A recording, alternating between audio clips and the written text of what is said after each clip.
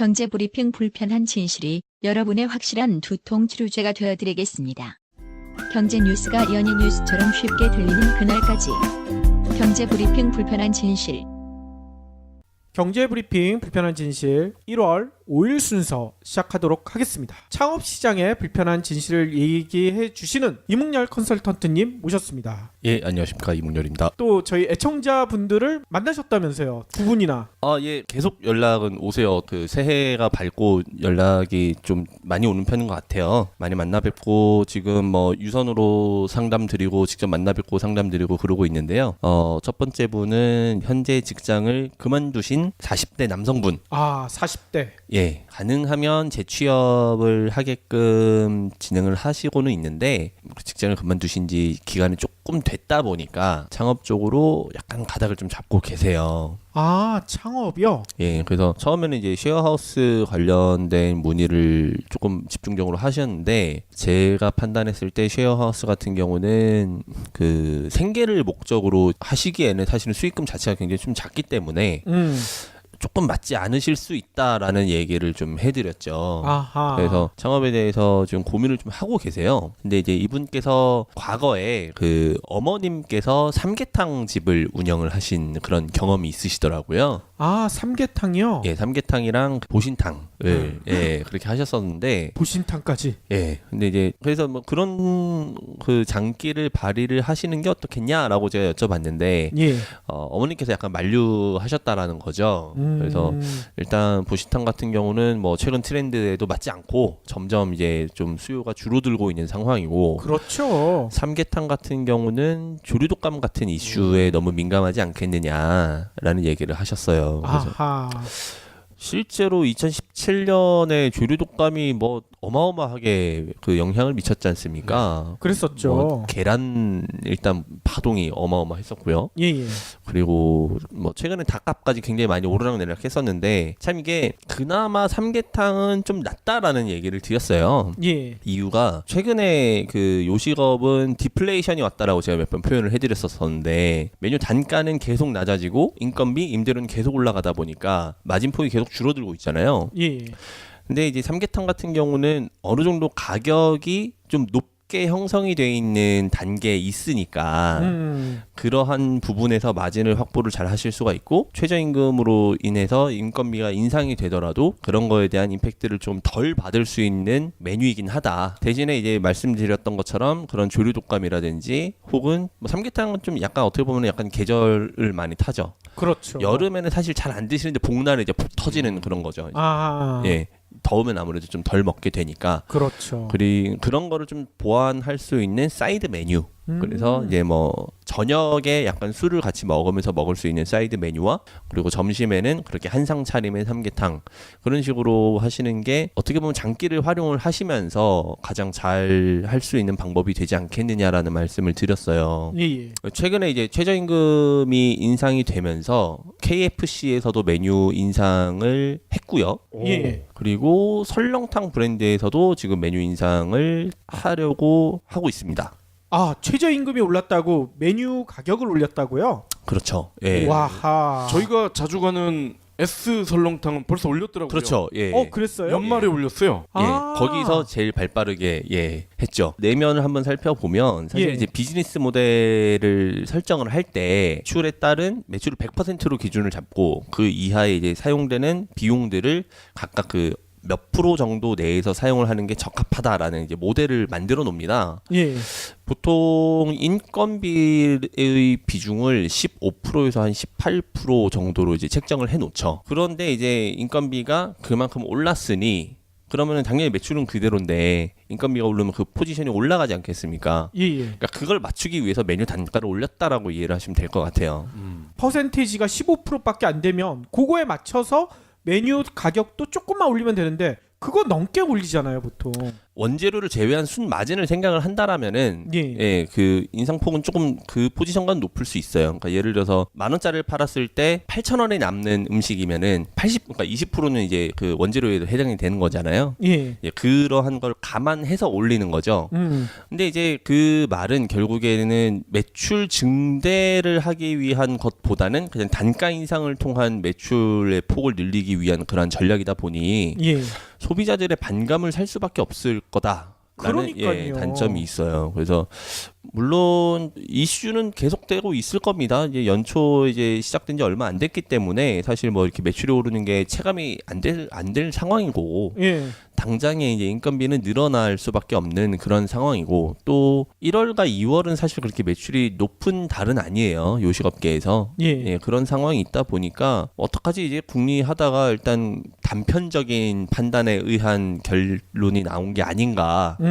그리고 이게 확산이 될 우려가 있는 상황인데 그러지 않기를 바라고 있죠. 그리고 소비자분들께서 잘 판단을 하셔서 이제 합리적인 소비를 해주시길 바라고 있는 거고요. 약간 좀 얘기를 아까 하던 얘기로 돌아와서 말씀을 드리면은 그런 마진폭을 조금 그래도 자유롭게 할 수 있는 거는 단가가 높은 경우는 가능한데 예. 예를 들어서 뭐 최근에 가장 붐이었던 게 핫도그니까요. 예. 핫도그 한 개 1,000원짜리인데 네. 그 1,000원짜리가 최저임금이 그렇게 올랐다고 해서 1,000원짜리를 2,000원에 팔 수는 없지 않습니까? 어우, 난리 나죠. 이러한 단점이 있거든요. 그래서 메뉴 단가가 작은 조금 이렇게 저렴한 상품을 판매하고 계신 분들께서 오히려 더 골치가 아프실 거고 뭐 설렁탕이 7,000원에서 8,000원 되는 거랑 핫도그가 1,000원에서 2,000원 되는 건 어마어마한 차이잖아요. 그러니까요. 예, 그러한 거를 감안한다라면은 삼계탕 같은 경우는 단가가 높다라는 게 소비자들에게 인식이 되어 있는 상품이다 보니 운영하시기에는 유리할 수 있다. 예, 아하. 그런 말씀을 같이 드렸어요. 예, 예. 그래서 사실 이제 이분을 만나면서 특히 이제 제가 또 공감을 했었던 게 뭐냐면 사실은 저한테 연락을 한 달 전부터 이렇게 연락을 주고 만나고 싶었는데 전혀 아는 게 없다 보니 만나면 뭘 물어보지? 내가 아는 게 없는데? 라는 생각 때문에 연락을 못 주셨다라는 거예요. 아. 사실은 그 상황에서 저를 만나야 된다라고 제가 말씀을 드렸거든요. 아하. 뭘 모르기 때문에 저를 만나서 얘기를 들어야 어떻게든 여기서 그럼 내가 이거를 조금 더 공부하면 되겠구나, 이걸 내가 조금 더 알아보면 되겠구나라고 하면서 좀 판단이 서지 않겠습니까? 그렇죠. 예, 그래서 방송을 듣고 혹시 망설이시는 분들도 그러한 거를 같이 감안해 주셨으면 좋겠어요. 그래서 예. 그러한 일반 상담은 제가 뭐 누누이 말씀드리지만 그냥 무상으로 진행을 해드리고 있으니까 부담을 갖지 마시고 이렇게 하시면 될 것 같고요. 만약에 뭐 문의가 진짜 폭주해서 제가 바쁘면은 제가 주별로 하루 몰아서 해도 되고요. 그거에 대해서는 걱정을 안 하셨으면 좋겠어요. 그냥 제가 당부의 말씀을 드리는 거는 그 단계가 가장 중요하니까 그렇죠. 주의해야 될 점부터 장단점을 다 들으시고 자생력을 기르시고 진행을 하시기를 바란다는 말씀 드렸어요. 그래서 그분은 이제 저를 만나고 한 달 정도 공부를 직접 하시고 나서 저를 만나서 어떻게 방향을 잡기로 그렇게 말씀을 드려놨습니다. 그분 같은 경우는 이제 조금 알겠다 얘기를 들어보니 이제 조금 알겠다 해서 공부를 열심히 하기로 이제 마음을 먹으셨고요. 예. 두 번째 이제 연락이 오신 분은 지방 분이에요. 전라도 광주에 계시는 분인데 그럼 광주에 또 내려왔다 오신 거예요? 이분 같은 경우는 제가 이제 갈 수는 없어서 유선으로 약 1시간 정도 이제 상담을 드렸어요. 전화 상담. 예. 전화 찬스를 쓰셨군요. 그렇죠. 예. 이분 같은 경우는 현재 프랜차이즈 분식 브랜드를 운영을 하고 계십니다. 네. 향후에 소송을 염두에 두고 있는 건이라 제가 그 구체적인 상호나 이제 장소에 대해서는 언급을 잠깐은 이제 안 해드려야 될 것 같아요. 네. 궁금한데 이니셜이라도 좀 알려주시죠. B사를 운영하고 계신데요. 네. B 많다. 네, 너무 많아. 예, 많죠. 예. B사를 운영을 하고 계신데. 버거킹도 비잖아. 그럼요. 뭐 치킨 브랜드는 B 굉장히 많죠. 그렇죠. 네. 근데 이분 같은 경우는 이제 이슈가 한 운영하신 지 이제 1년이 다 되어 가는데 예. 너무 힘들다. 사실 장사 잘 되지 않는다라는 이유로 연락이 오셨어요. 예. 그래서 이제 배달을 하려고 검토를 하고 계시더라고요. 근데 이제 얘기를 들어보니 사실 많이 지치셨어요. 이 브랜드와 사실 시작하는 단계에서부터 약간 삐걱거리는 부분이 있었고 그래서 얘기를 들어보니 사실은 그 정보공개서 열람에 대한 단계도 생략이 돼 있었고 그걸 안 보신 거예요? 예. 저희 방송을 안 들으셨군요. 그때는 안 들으셨으나 봅니다. 그리고 예상 매출에 대해서 프랜차이즈 본사에서 제시를 해줬어야 되는데 예. 예상 매출이 아니라 잘 나가는 점포의 매출만 보여줬고 뭐 여기는 뭐 매출이 이 정도 나와서 이 정도 버세요. 뭐 약간 그런 브리핑만 받으신 거죠. 그래서 당연히 예. 그럼 나도 저 정도 벌겠구나라고 생각을 하지 않겠습니까? 그렇죠. 그래서 오픈을 하셨었는데 막상 뚜껑을 열어보니 너무 힘들었었다라는 거죠. 어떻게? 그리고 이제 굉장히 좀 놀랐던 얘기는 인테리어 비용을 평당 180만 원으로 이제 그 프랜차이즈 본사 홈페이지에 나와 있는데 예. 난 내가 직접 하고 싶다라고 얘기했더니 예. 그래도 뭐 우리가 고용돼 있는 업체를 써야 되니까 뭐 대신에 그럼 30만 원 깎아드릴게요 해서 평당 150에 계약을 하셨대요. 그래서 이제 실측을 해보니까 뭐 20평 정도가 나와서 20평에 맞는 150만 원을 이제 지출을 하셨는데 나중에 알고 보니까 20평이 아니라 18평이었다라는 거죠. 이 2평이나 뻥튀기를 했어요? 그걸 이제 나중에 공사하는 소장에게 물어봤더니 그 사실을 아시게 돼서 아이고. 뭐 결국 이제 본사에 얘기를 해서 그 반환은 받으셨다라고 하는데 굉장히 그 도덕성이 의심되는 부분이었죠. 그렇죠. 믿음이 깨진 거 아닙니까? 그렇죠. 예. 프랜차이즈 본사 홈페이지만 봤을 때는 8천만 원이면 오픈을 할 수 있다라고 써 있어서 예. 그 정도면 되겠구나 해서 8천만 원을 주고 손에 쥐고 시작을 하셨는데 예.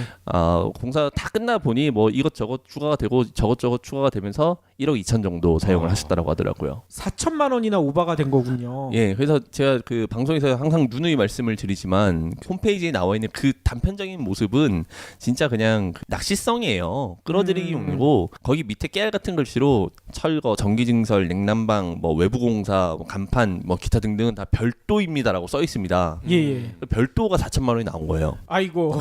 그러니까 사실은 이제 물론 이제 그거는 현장 상황에 따라서 비용이 달라지는 항목들이기 때문에 그렇게 표시가 되어 있는데 예. 그걸 악용화해서 거기서 마진을 많이 남기는 브랜드들이 굉장히 많이 있거든요. 그 부분은 돋보기로 봐야만 보이나요? 폰트 차이를 보면 한 5분의 1 정도?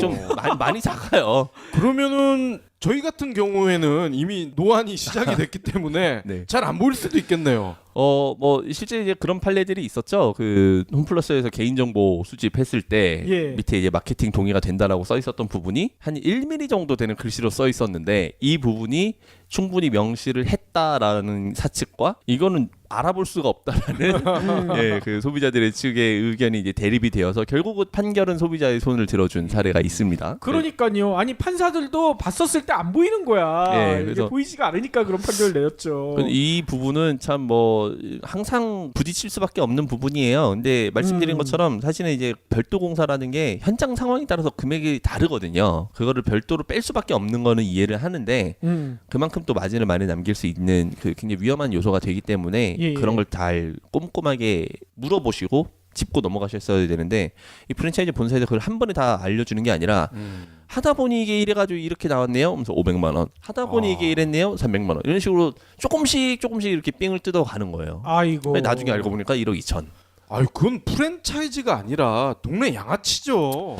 사실 뭐 더한 양아치 짓도 많이 하고 있지 않습니까? 그러니까. 저는 개인적으로 작년에 있었던 프랜차이즈 가장 큰 사건은 그 봉구스 밥버거 대표가 마약 사범으로 이제 그랬었죠. 예. 잡혀갔었던 사례가 가장 충격적이었어요. 그래서 30대 그 성공 청년 사업가가 그러니까요.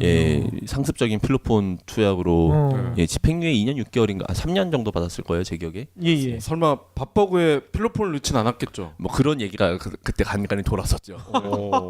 마약 그냥 한 얘긴데 정말 있었어요. 아니 실제로 넣지는 않았는데 이게 예. 왜 장사가 잘 되나 했더니 알고 보니까 뽕을 탔나 보다. 아이고. 뭐 이런 이제 우스갯소리가 돌았었던 정도로 예. 말도 안 되는 양아치 짓을 워낙 많이 하니까요. 근데 그 그렇죠. 인테리어라는 게 실제로 이제 뭐 홈 인테리어 하신 분들 다 겪으셨을 거예요. 예. 처음에 뭐 이렇게 하는데 얼마 들어요? 그래서 뭐 얼마 든다라고 했는데 하다 보니까 뭐 뜯어봤더니 이게 뭐가 있어서 얼마 뭐 했더니 얼마 하면서 계속 추가가 되거든요. 그렇죠. 그래서 저희가 이번 주 수요일부터 그 인테리어의 불편한 진실 전문가를 영입을 했거든요. 어마어마합니다. 혹시 수요일자 방송 들어보셨나요? 예, 들었죠. 예. 거기서 나오잖아요. 더 모어 디자인의 실장님이 방금 얘기하셨던 얘기를 하셨거든요. 예, 그러니까 뭐 사실은 이제 뭐 충분히 있을 수 있는 일이지만 악용하고 있는 사례가 많다. 예, 그렇게 이해를 좀 하시면 될 것 같아요. 그래서 그 광주 매장 같은 경우는 일단 매출 활성화를 할 수 있는 방법을 알려드렸는데 결국에는 소송을 검토를 좀 하셔야 될 것 같고요. 예, 그러한 부분에 있어서 손해배상액을 얼마나 청구받을 수 있는지 이제 뭐 변호인단을 통해서 사전에 검토를 좀 하시고 결국 소송을 하게 되면은 결국 그 브랜드를 안 하겠다라는 뜻인 건데. 네. 예. 그럼 다른 대안을 어떻게 마련을 할 것인지 그런 부분에 대해서 같이 조금 계속 공부를 하시기로 하셨어요. 그래서 마음을 먹으시면은 그때 이제 저랑 같이 한번 진행을 해드리기로 그렇게 뭐 간단하게 얘기를 나눴고요. 아마 지금 생각이 굉장히 복잡하실 겁니다. 예. 그러겠네요. 예, 사실 B 브랜드 저희도 종종 이용하는 분식점이거든요. 예, 맞아요. 그래서 모쪼록 가맹점주가 원하는 방향으로 최대한 들어줬으면 좋겠어요. 근데 이제 그거죠. 만약에 예상 매출을 제대로 제시를 해줬더라면 거기 오픈을 안 하셨을 거예요. 네. 근데 뚜껑을 열어보니 장사가 안 되는데, 그러니까 현재 상황에서 매출이 잘 나오게 할 수 있는 방안이 많지는 않아요. 왜냐면은 프랜차이즈이기 때문에. 네. 그러니까 이거를 뭐 맛집이라든지 어떠한 뭐 새로운 메뉴 개발이라든지 이런 내가 할 수 있는 게 없잖아요. 그렇기 때문에 프랜차이즈로서 브랜드가 잘 나아가는 거를 바랄 수밖에 없는 건데, 예. 그럴 수 있는 호재가 사실은 별로 없는 상황이고. 그래서 차라리 다른 대안을 아마 찾으셔야 될 겁니다. 그래서 뭐 근데 프랜차이즈를 하시게 되시면은 돈이 똑같이 들 거예요. 제가 이렇게 말씀을 드렸더니 프랜차이즈는 다시 나오고 싶지 않아요. 네, 얘기를 하시더라고요. 그래서 그 개인 브랜드로 바꾸게끔 만약에 제가 도와드리게 된다라고 하면 앞서서 말씀드렸던 그 남자분도 마찬가지고요. 방송을 통해서 그 1년 과정에 대해서 공유를 해드릴까 해요. 창업 과정을요? 예, 그래서 메뉴를 이제 오늘은 뭐 이런 과정을 통해서 메뉴를 결정을 했다. 이런 메뉴가 될 것 같다. 그래서 뭐 메뉴를 어떻게 이제 교육을 받고 이런 식으로 할 것이다. 뭐 현재 공사는 컨디션이 이런 상황이기 때문에 어떤 걸 통해서 공사를 이렇게 진행을 할 것이다. 그래서 언제 오픈을 할 것이다. 그 오픈 때 이러이러한 홍보도 할 것이다. 이러한 내용들을 그 진행 과정을 함께 공유를 드리면 그렇게 창업을 준비하시는 분들도 방송을 듣고 굉장히 많은 참고가 될 것 같고요. 또 그것만큼 실제 오픈하시려는 그 두 분께 좋은 그 홍보 행사가 없을 것 같다는 생각이 들더라고요. 아유, 되게 재밌을 것 같아요. 예전에 다이어트 그렇죠. 이렇게 추첨으로 선발되신 분들 보면은 조금씩 빠지는 모습을 같이 보여주잖아요. 그렇죠. 그럴 때 오히려 시청자들의 반응이 더 좋거든요. 그렇죠. 그래서 좀 많이 도움이 되게끔 저도 이제 노력 많이 할 거고요. 좋은 가게들은 여러 가게들이 있어요. 그러니까 프랜차이즈가 아니더라도 충분히 이제 거기서 보고 배울 수 있는 그런 가게들, 그러니까 전수 창업을 할 수 있는 그런 가게들을 통해서 좋은 메뉴와 어울리는 메뉴를 선정을 해서 그거에 맞는 뭐 약간의 디자인 그리고 그거에 맞는 브랜드 그렇게 이제 설정을 해서 나아가는 모습을 이 두 분이 아니더라도 만약에 방송을 듣고 창업을 준비하시는 분들이 계신다라고 한다면은 다 그렇게 가능한 선에서는 그렇게 공유를 좀 드리려고 올해는 계획을 세웠습니다. 아니 이건 방송을 내보낸 다음에 정리해가지고 책으로 내면 대박 날 것 같은데요? 예, 뭐 책은 안 그래도 올해 목표 중에 하나인데 제가 말은 잘하는데 글로 옮기는 게 너무 거기 약간 좀 장애가 있더라고요. 아니 말하시는 대로 그냥 쓰면 됩니다. 그렇죠. 그게 왜 그런지 모르겠는데 어색해서 아무튼 지금 노력은 하고 있습니다. 예, 아예 책 나오는 것도 애청자 여러분들이 많이 기대하고 계실 것 같아요. 예, 그 올해 목표로 제가 꼭 진행하겠습니다. 그러면 다시 한번 그 우리 이묵열 컨설턴트님 컨택할 수 있는 번호 알려주시죠. 번호 안 그래도 그 얘기도 하시더라고요. 번호를 제가 언제는 얘기하고 언제는 얘기 안 해서 찾기가 너무 힘들었다고 하시길래 끝인사에 앞으로 항상 번호를 말씀을 드리겠습니다. 그러면 오늘의 본격적인 이야기 좀 늦어졌지만 진행해야 될 것 같은데요. 식개촌 얘기를 하시겠다고 하셨어요. 예, 허영만 화백의 대표적인 작품이죠. 그렇죠. 그리고 저도 예전에 신문사 다녔을 때 거기 자주 갔었거든요. 예, 뭐 드라마화도 됐고 영화도 2편이 나온 걸로 제가 알고 있는데 그렇죠. 맛집 허영만 화백의 그 검토 끝에 수많은 사람들에게 사랑을 받고 있는 맛집들을 이제 만화화했었던 게 식객이라는 작품이잖아요. 그렇죠. 그 식객에 소개된 가게들을 모아서 식객의 마을이다라는 뜻으로 식객촌이라는 이름으로 현재 브랜딩이 되어서 운영되고 있는 그러한 그 식객촌에 대해서 좀 간단하게 설명을 드리려고 합니다. 예, 일단 위치가 서울 종로에 있잖아요. 종강역에서 지하로 연결이 되는 그렇죠. 그 그랑서울이라는 건물이에요. 그 GS건설에서 사옥으로 이용을 하고 있고요. 예. 그 그랑서울이라는 건물이 굉장히 잘 자리가 잡혔죠. 2014년에 4년경 제가 오픈한 걸로 기억을 하는데 초반에 장사 굉장히 잘 됐어요. 거의. 그래요? 지하 1층에 이제 입점해 있는 가게들도 장사 굉장히 잘 됐고 예.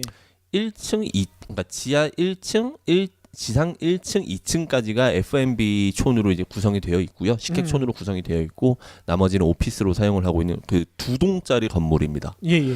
그 식객촌이라는 이름을 들으셔서 아시겠지만, 그리고 이런 컨셉에 대해서 다들 공감을 하시겠지만, 이러한 이유들 때문에 굉장히 조금 입소문을 통해서 사람들을 많이 끌어모으게끔 하려는 그러한 그 전략을 펼쳤어요. 예.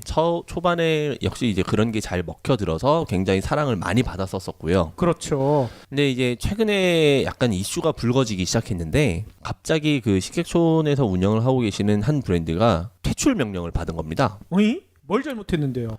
뭘 잘못했냐 물어보니까 임대료가 밀렸다라는 거예요. 임대료가? 근데 무슨 소리냐? 난 임대료 잘 내고 있었다라는 거죠. 네. 사실을 알고 보니 해당 건물의 임대차 계약이 어떤 식으로 되어 있냐면, 그랑서울이라는 원래 이거는 세일즈 리스를 통해서 원래 GS건설이 다시 그랑서울로 판 겁니다. 그리고 GS건설이 다시 임차로 들어간 그러한 형태예요. 그랑서울이라는 주체가 따로 있고요. 예. 그 바로 밑에 GS건설이 마스터리스를 통해서 전체 임차권을 가지고 있고요. 예. GS건설이 식객촌에 또 이제 임대를 준 거죠.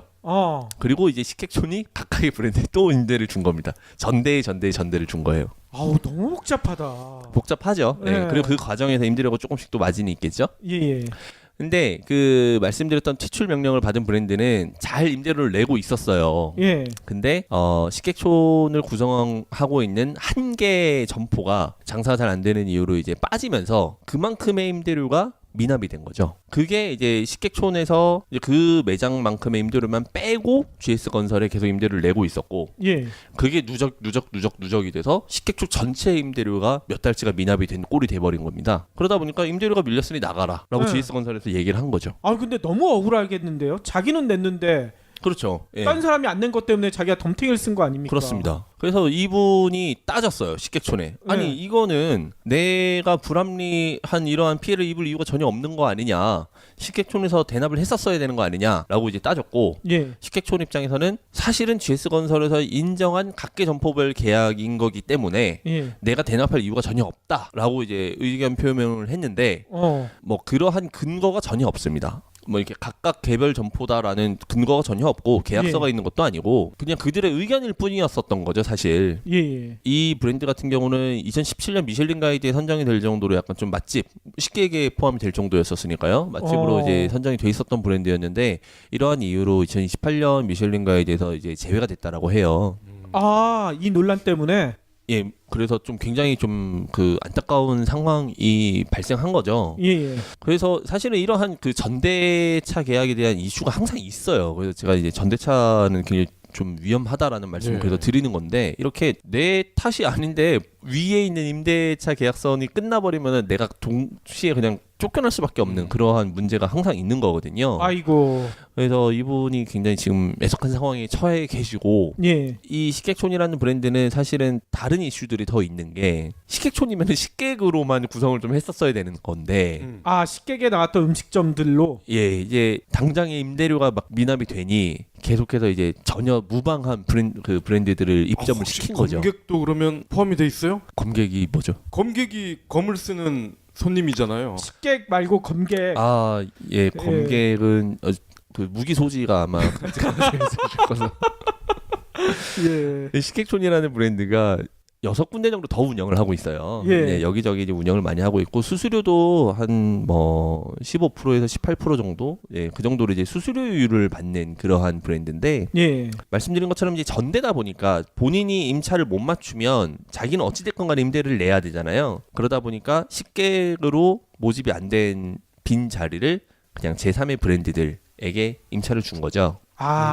식객촌과 전혀 어울리지 않지만 일단 메꿔 놓는군요. 예. 그래서 결국은 이제 프랜차이즈들이 대부분 들어오게 된 건데, 그러다 보니까 이제 손님들이 헷갈리기 시작하는 거예요. 네.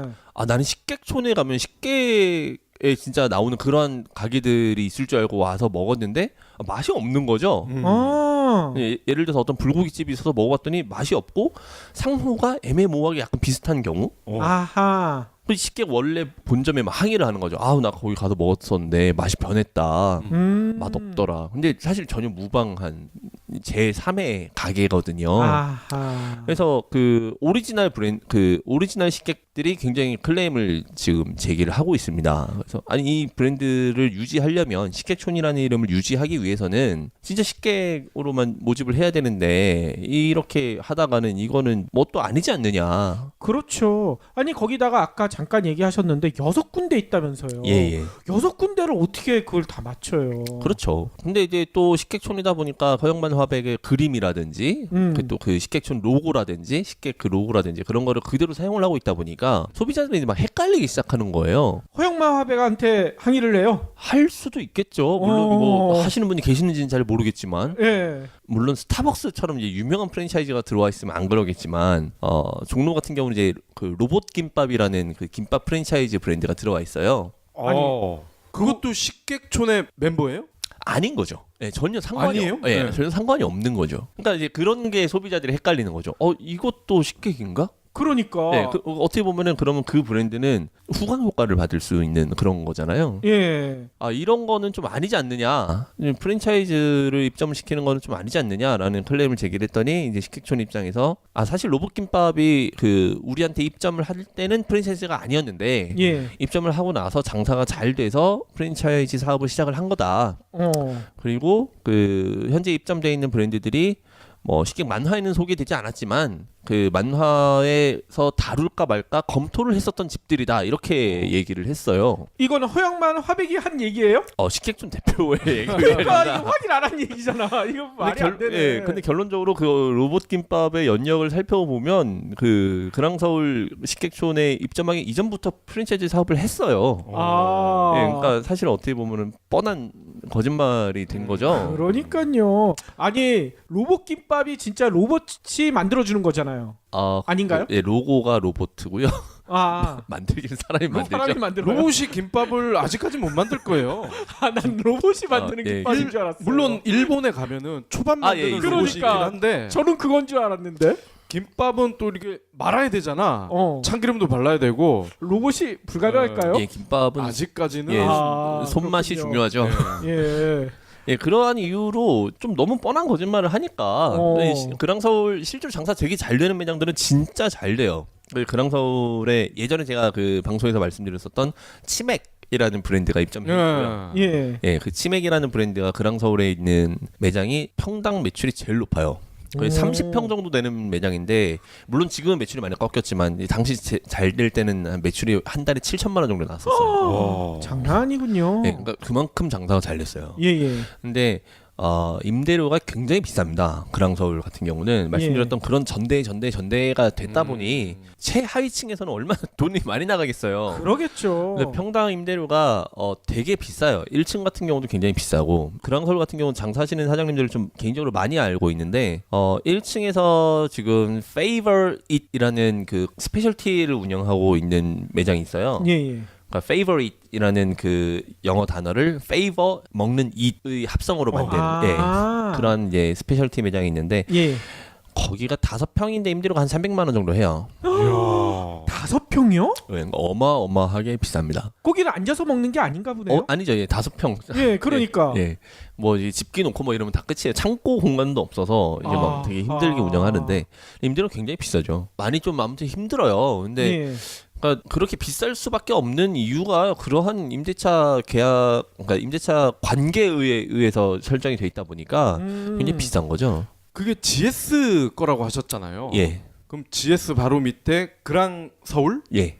걔네가 이제 전대를 또 받았고. 아니죠. 그러니까 GS가 그랑서울에 판 거예요. 그래서 최종은 그랑서울 거고 그 바로 밑에 GS 건설이 있는 겁니다. 그럼 GS 건설이 또 식객촌에 그랑서울한테 또 전대를 받은 거네요. 그렇죠. 그럼 그 그랑서울은 허신의 일가 뭐 사돈의 팔촌 이런 사람들이 하는 거 아니에요?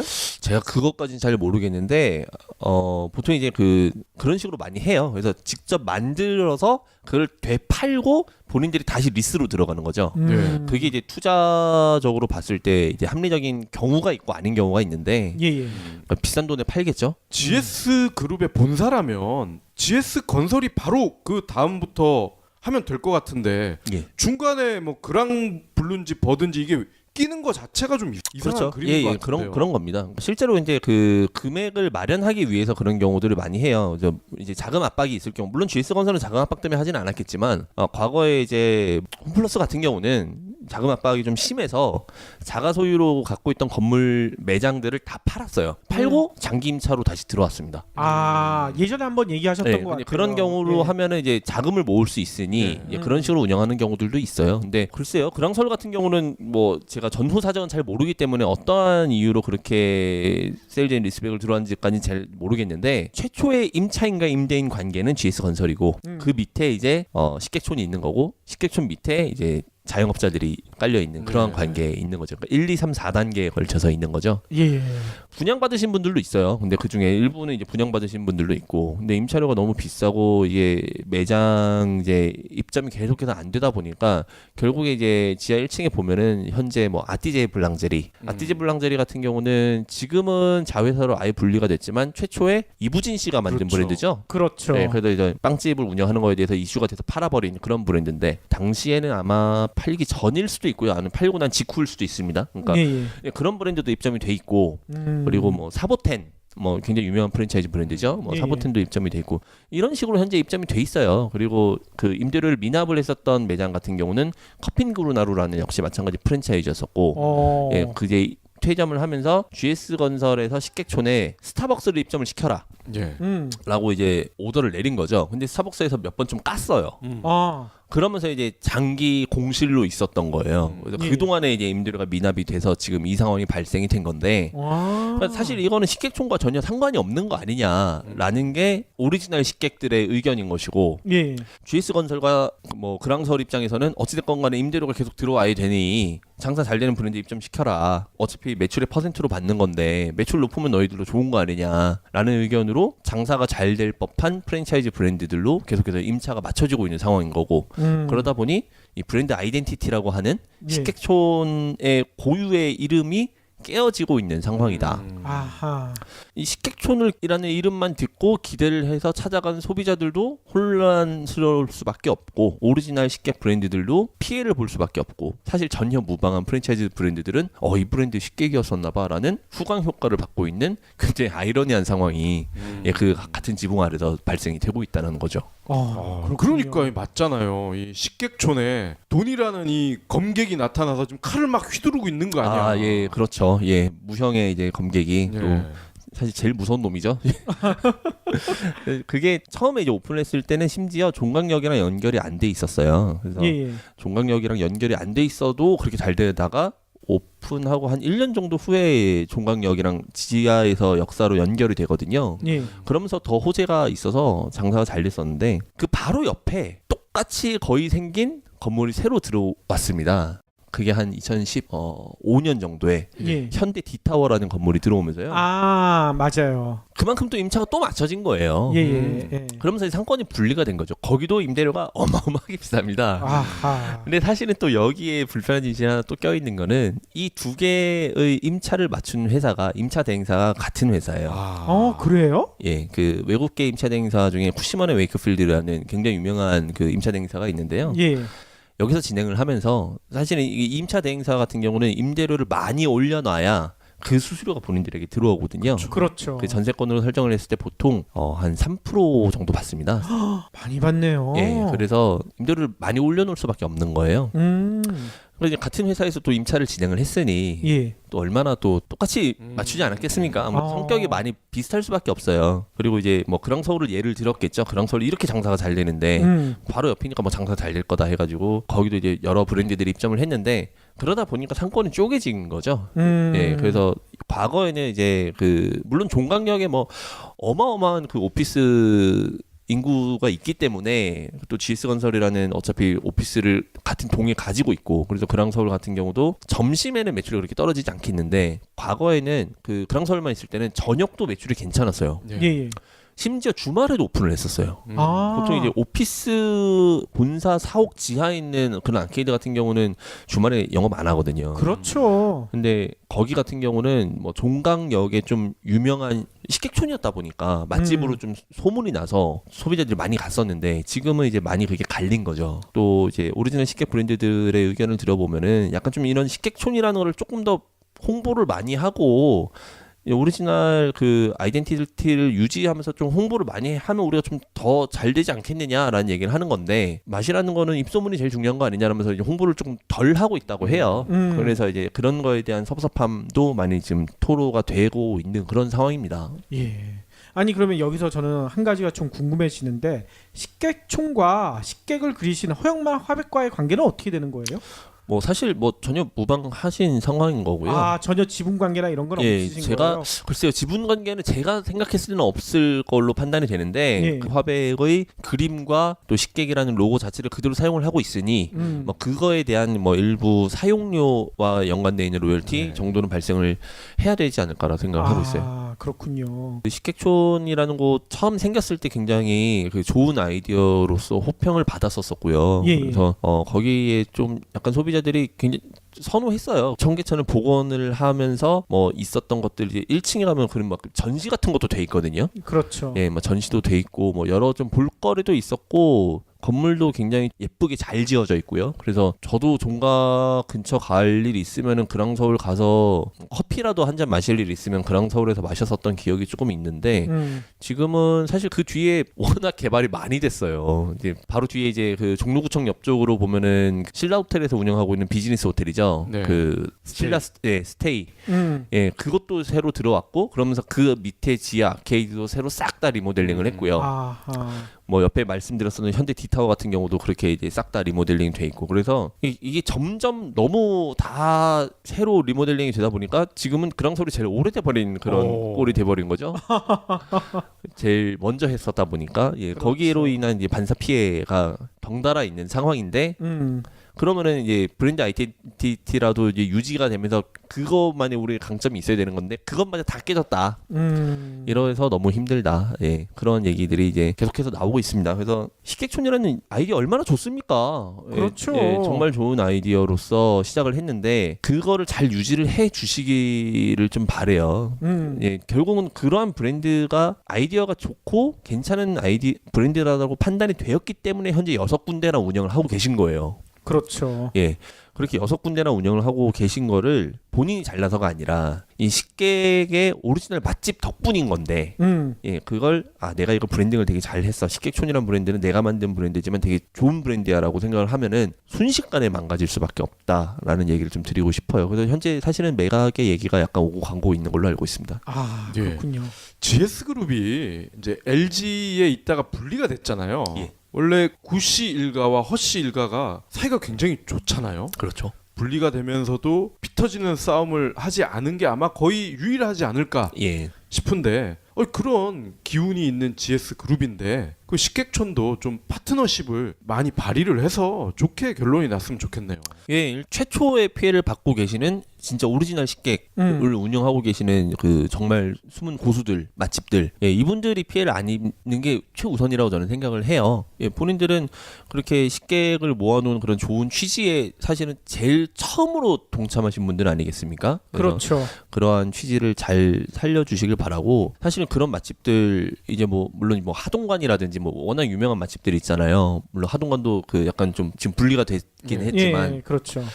뭐 이제 그런 맛집들 사실 뭐 그러니까 매장 출점도 잘 안 하고 우리는 그냥 우리 가게 하나 하기도 바쁘다 약간 좀 그런 장인 정신 있으신 분들께 옆구리 쿡쿡 찔러가면서 이런 분들 모아서 우리 한번 좋은 취지로 해보겠다라고 해서 만들어진 게 식객촌인데 얼마나 후회하고 계시겠습니까 그러면. 그러니까요. 그래서 이러한 부분에 대한 피해가 조금 잘 해결이 되길 바라고 또 소비자분들도 헷갈림이 없으셨으면 좋겠어요. 이게 뭐 전혀 상관없는 브랜드들에게 그러한 이것도 식객인가라고 이제 오해를 하시는 분들 식객이라고 생각하고 갔는데 맛없으면 얼마나 또 그 반감이 크겠습니까? 그러니까요. 잘 알아보시고 진짜 오리지널과 오리지널 아닌 브랜드들을 구분을 해내시면은 더 좋은 경험과 그런 식사 뭐 기타 등등의 서비스를 제공받지 않을까 생각을 합니다. 예, 이런 생각을 해보거든요. 나중에 뭐 조금 먼 미래에 이를 수도 있지만 식객촌 비슷하게 경불진촌을 만드는 거예요.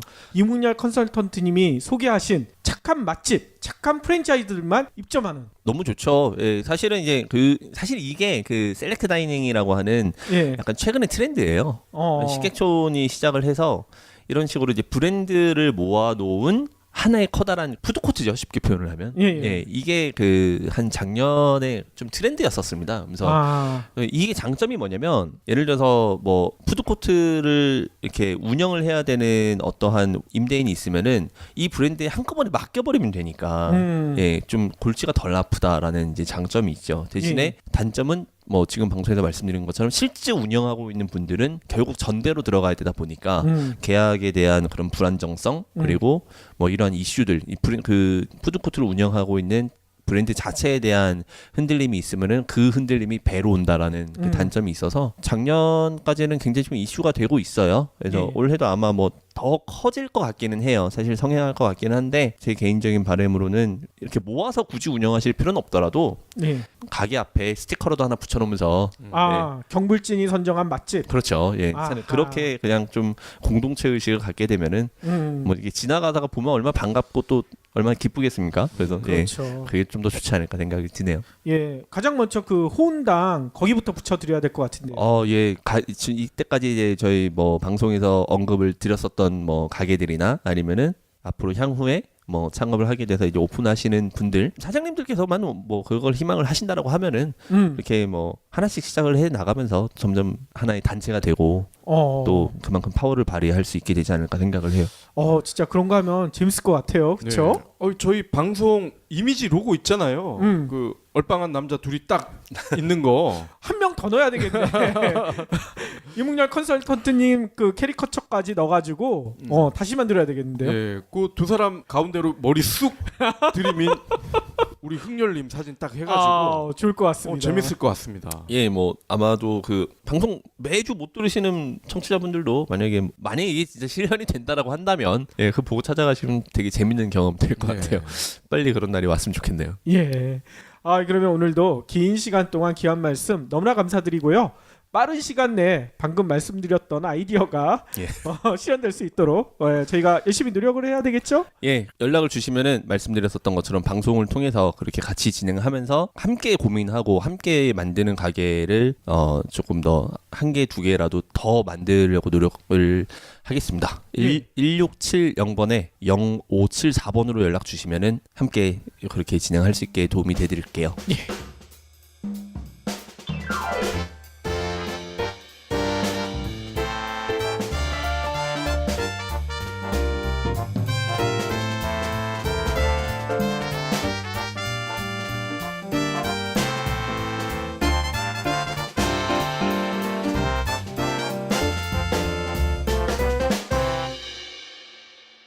경제브리핑 불편한 진실 완수해 주셔서 감사합니다.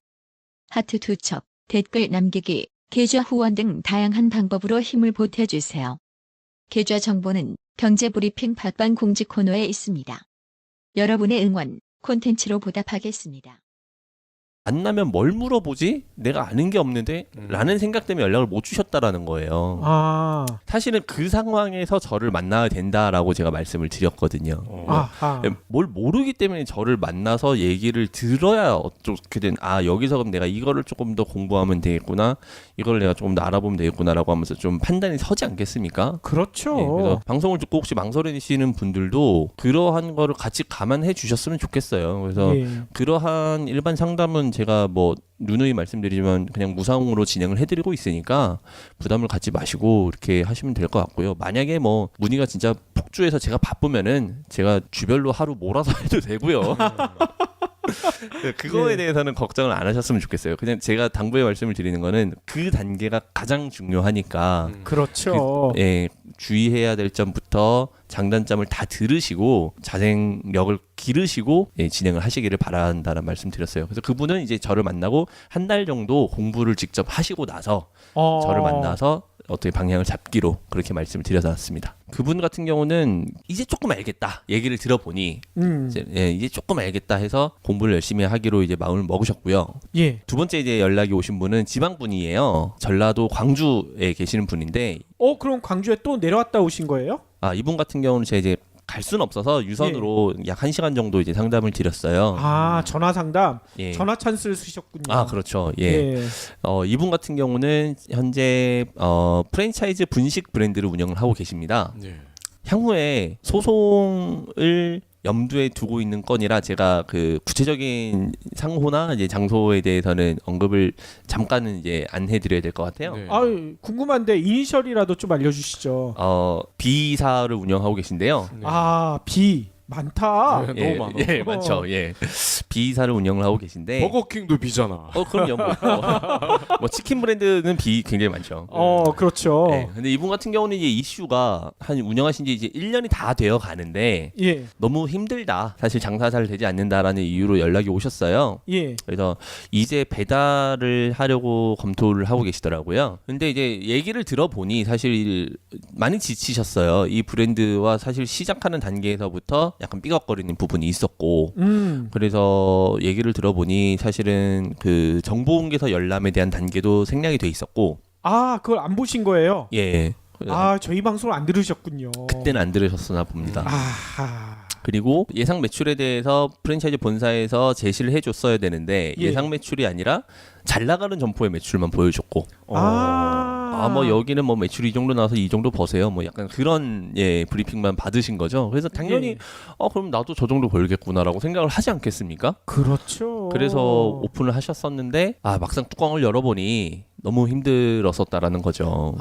어떻게? 그리고 이제 굉장히 좀 놀랐던 얘기는 인테리어 비용을 평당 180만 원으로 이제 그 프랜차이즈 본사 홈페이지에 나와 있는데 난 내가 직접 하고 싶다라고 얘기했더니 그래도 뭐 우리가 고용돼 있는 업체를 써야 되니까 뭐 대신에 그럼 30만 원 깎아드릴게요 해서 평당 150에 계약을 경제 브리핑 불편한 진실이 여러분의 확실한 두통 치료제가 되어드리겠습니다. 경제 뉴스가 연예 뉴스처럼 쉽게 들리는 그날까지 경제 브리핑 불편한 진실. 경제 브리핑 불편한 진실 1월 5일 순서 시작하도록 하겠습니다. 창업 시장의 불편한 진실을 얘기해 주시는 이묵렬 컨설턴트님 모셨습니다. 예, 안녕하십니까, 이묵렬입니다. 또 저희 애청자분들을 만나셨다면서요, 두 분이나. 예, 계속 연락은 오세요. 그 새해가 밝고 연락이 좀 많이 오는 편인 것 같아요. 많이 만나 뵙고 지금 뭐 유선으로 상담 드리고 직접 만나 뵙고 상담 드리고 그러고 있는데요. 첫 번째 분은 현재 직장을 그만두신 40대 남성분. 40대. 예, 가능하면 재취업을 하게끔 진행을 하시고는 있는데 직장을 그만두신 지 기간이 조금 됐다 보니까 창업 쪽으로 약간 가닥을 좀 잡고 계세요. 창업이요? 예, 그래서 처음에는 이제 쉐어하우스 관련된 문의를 조금 집중적으로 하셨는데 제가 판단했을 때 쉐어하우스 같은 경우는 그 생계를 목적으로 하시기에는 사실은 수익금 자체가 굉장히 좀 작기 때문에 조금 맞지 않으실 수 있다라는 얘기를 좀 해드렸죠. 그래서 창업에 대해서 지금 고민을 좀 하고 계세요. 근데 이제 이분께서 과거에 그 어머님께서 삼계탕 집을 운영을 하신 그런 경험이 있으시더라고요.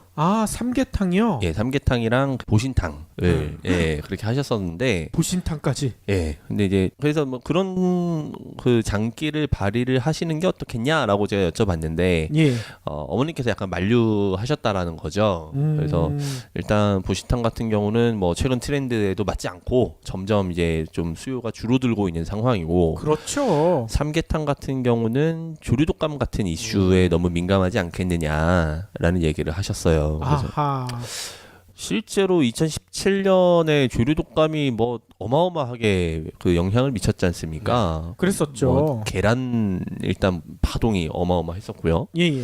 그리고 뭐 최근에 닭값까지 굉장히 많이 오르락내리락 했었는데 참 이게 그나마 삼계탕은 좀 낫다라는 얘기를 드렸어요. 예. 이유가 최근에 그 요식업은 디플레이션이 왔다라고 제가 몇 번 표현을 해드렸었는데 메뉴 단가는 계속 낮아지고 인건비, 임대료는 계속 올라가다 보니까 마진폭이 계속 줄어들고 있잖아요. 예.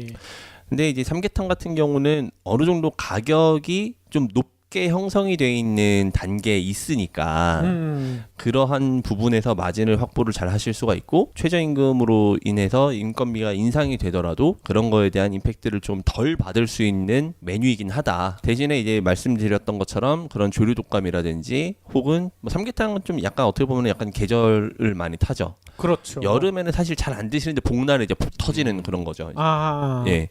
더우면 아무래도 좀 덜 먹게 되니까. 그렇죠. 그리고 그런 거를 좀 보완할 수 있는 사이드 메뉴.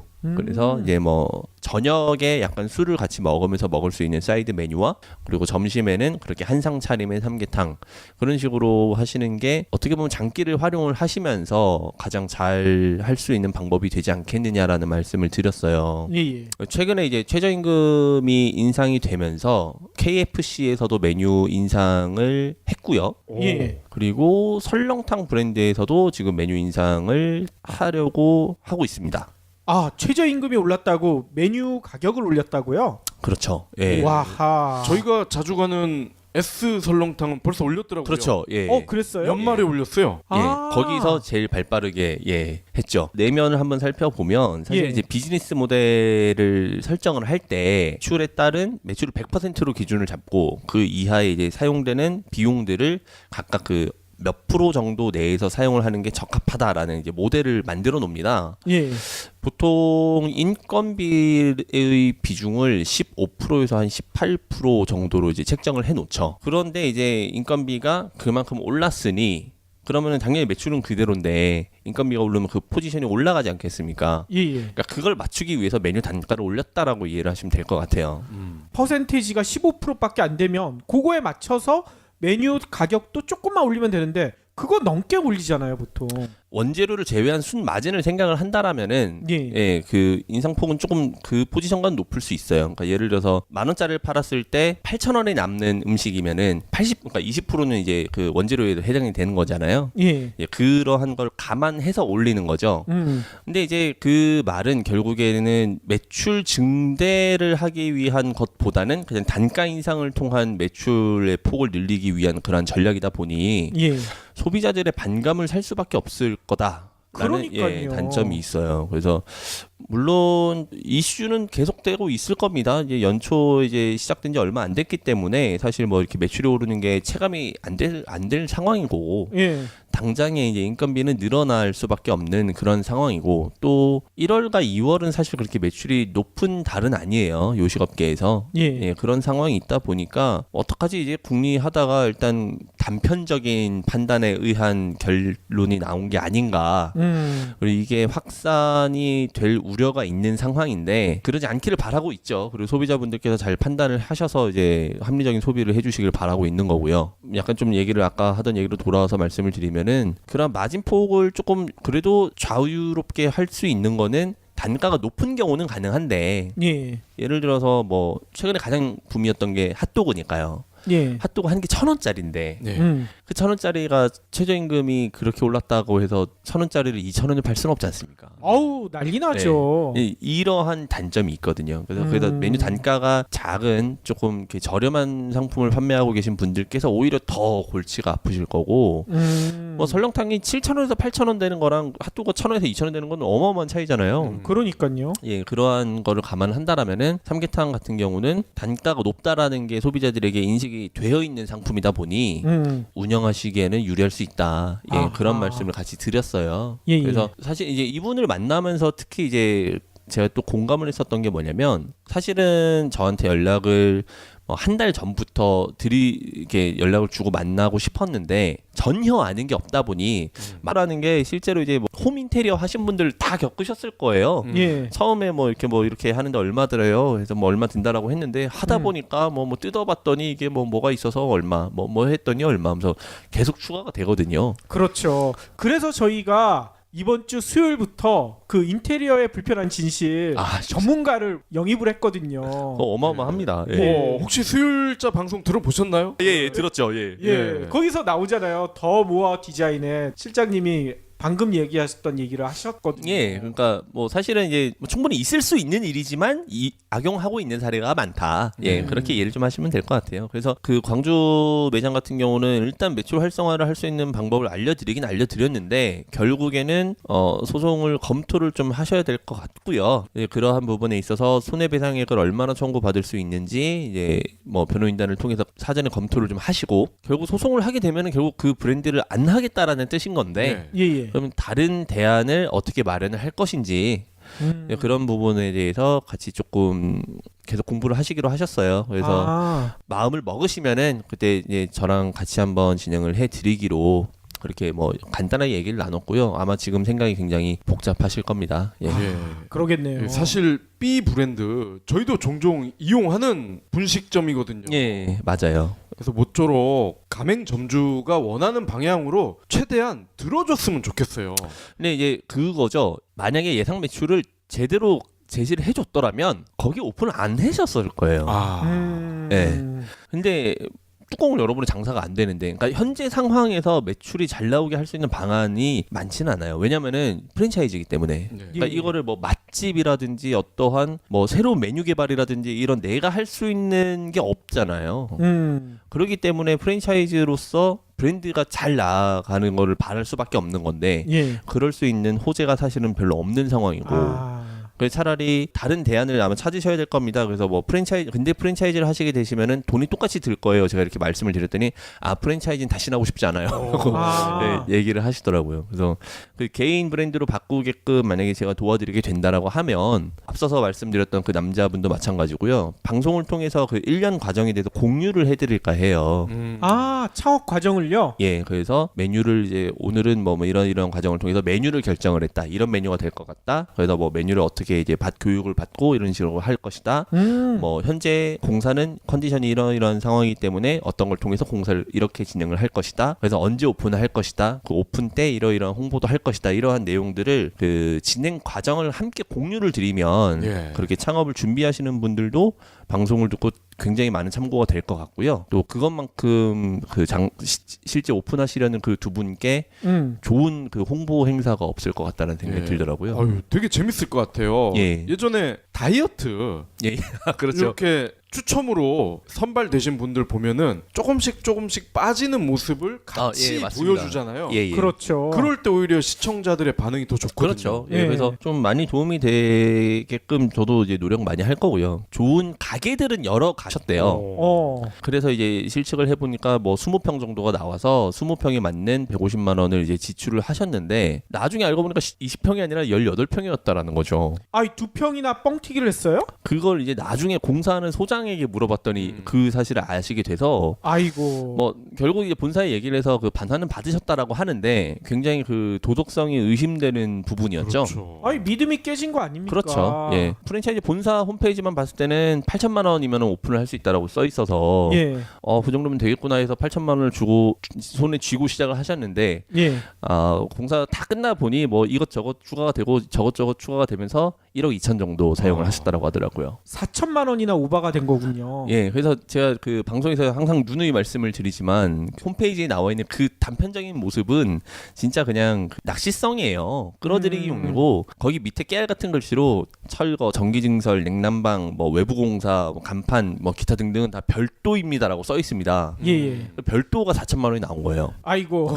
그러니까 사실은 이제 물론 이제 그거는 현장 상황에 따라서 비용이 달라지는 항목들이기 때문에 그렇게 표시가 되어 있는데 그걸 악용화해서 거기서 마진을 많이 남기는 브랜드들이 굉장히 많이 있거든요. 그 부분은 돋보기로 봐야만 보이나요? 폰트 차이를 보면 한 5분의 1 정도? 좀 많이 작아요. 그러면은 저희 같은 경우에는 이미 노안이 시작이 됐기 때문에 네. 잘 안 보일 수도 있겠네요. 뭐 실제 이제 그런 판례들이 있었죠. 그 홈플러스에서 개인정보 수집했을 때 예. 밑에 이제 마케팅 동의가 된다라고 써 있었던 부분이 한 1mm 정도 되는 글씨로 써 있었는데 이 부분이 충분히 명시를 했다라는 사측과 이거는 알아볼 수가 없다라는 예, 그 소비자들의 측의 의견이 이제 대립이 되어서 결국은 판결은 소비자의 손을 들어준 사례가 있습니다. 그러니까요. 아니 판사들도 봤었을 때 안 보이는 거야. 예, 이게 그래서- 보이지가 않으니까 그런 판결을 내렸죠. 이 부분은 참 뭐 항상 부딪힐 수밖에 없는 부분이에요. 근데 말씀드린 것처럼 사실은 이제 별도 공사라는 게 현장 상황에 따라서 금액이 다르거든요. 그거를 별도로 뺄 수밖에 없는 거는 이해를 하는데 그만큼 또 마진을 많이 남길 수 있는 그 굉장히 위험한 요소가 되기 때문에 예, 예. 그런 걸 잘 꼼꼼하게 물어보시고 짚고 넘어가셨어야 되는데 이 프랜차이즈 본사에서 그걸 한 번에 다 알려주는 게 아니라 하다 보니 이게 이래가지고 이렇게 나왔네요. 하면서 500만 원. 하다 보니 이게 이랬네요. 300만 원. 이런 식으로 조금씩 이렇게 삥을 뜯어가는 거예요. 아이고. 나중에 알고 보니까 1억 2천. 아유, 그건 프랜차이즈가 아니라 동네 양아치죠. 사실 뭐 더한 양아치짓도 많이 하고 있지 않습니까? 아 그러니까. 작년에 있었던 저는 개인적으로 작년에 있었던 프랜차이즈 가장 큰 사건은 그 봉구스 밥버거 대표가 마약 사범으로 이제 그랬었죠. 예. 잡혀갔었던 사례가 가장 충격적이었어요. 그래서 30대 그 성공 청년 사업가가 그러니까요. 상습적인 필로폰 투약으로 어. 집행유예 2년 6개월인가 3년 정도 받았을 거예요, 제 기억에. 예. 설마 밥버거에 필로폰을 넣진 않았겠죠. 뭐 그런 얘기가 그때 간간히 돌았었죠. 마약 그냥 한 얘긴데 정말 있었어요. 아니 실제로 넣지는 않았는데 이게 예. 왜 장사가 잘 되나 했더니 알고 보니까 뽕을 탔나 보다. 아이고. 뭐 이런 이제 우스갯소리가 돌았었던 정도로 예. 말도 안 되는 양아치 짓을 워낙 많이 하니까요. 근데 그 그렇죠. 인테리어